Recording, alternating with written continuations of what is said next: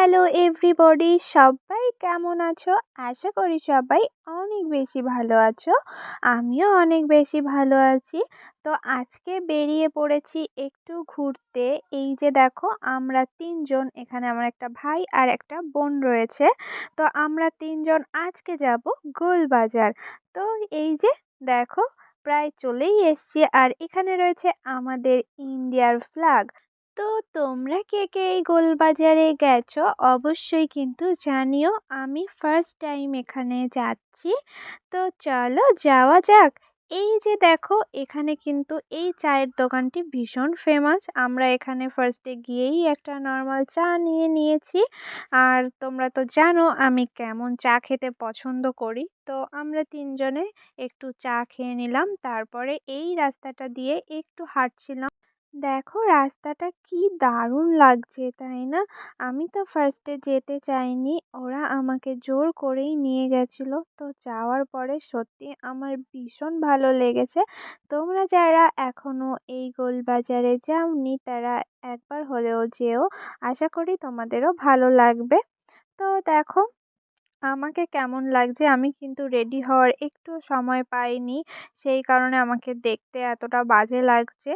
তো আমাকে একটু ইগনোর করো, নো প্রবলেম। তো আমরা কিন্তু বেশ এনজয় করছিলাম। আর এই জায়গাটি দেখো কতটা ফাঁকা, কত সুন্দর একটা মাঠ মতো। খুব সুন্দর পরিবেশ। এখানে কিন্তু অনেকে ড্রাইভিং শিখছিল। ওর পাশেই ছিল একটা ছোট্ট পার্ক বাচ্চাদের। তো আমরাও ওই দিন ওখানে বাচ্চা হয়ে গেছিলাম, বাচ্চাদের মতো দুষ্টুমি করছিলাম, খেলা করছিলাম, বেশ ভালো লাগছিল। আমরা কিন্তু বেশ মজা করেছি ওই দিন।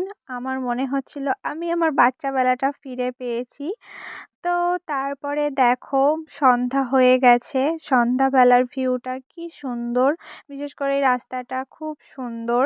তাই রাস্তাটা দিয়ে বারবার আমরা হাঁটছিলাম। আর তারপরে আমরা নিয়ে নিলাম একটা করে মালাই চা। দেখো এখানে গরম চা আমার হাতে পড়ে গেছিল। তো ওখানকার চাটা ভীষণ টেস্টি ছিল। তোমরাও গিয়ে একবার ট্রাই করো। এই ভিডিওটা কিন্তু অনেক দিন আগের, আমি আজকে এডিট করতে বসেছি। সত্যি কথা বলতে আমি এতটা লেজি, আমার ভিডিও এডিট করতে একটুও ভালো লাগে না। তো অনেক দিন পর পর আমি ভিডিও আপলোড করি। যখন মনে হয় যে না এখন একটু এডিট করতে বসি, এডিট করতে বসলে তখন ঠিক আছে করা হয়ে যায়, বাট আমার সত্যি কথা বলতে এডিট করতে একদমই ইচ্ছা করে না। তো তারপরে দেখো ওখান থেকে আমরা আরেকটা জায়গায় চলে এসেছি। এখানে অনেকগুলো মোমোর দোকান রয়েছে যেগুলো কিন্তু ভীষণ ফেমাস, এবং খুব ভালো মোমোস এখানে পাওয়া যায়। তো আমরা ফার্স্টে এখান থেকে একটা গন্ধরাজ মোমো অর্ডার করি।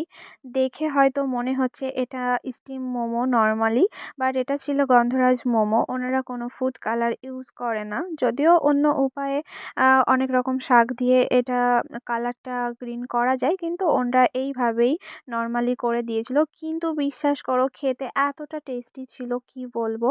তারপরে আমরা এই মালাই মোমোটা অর্ডার করি, যেটা কিন্তু দারুণ খেতে ছিল।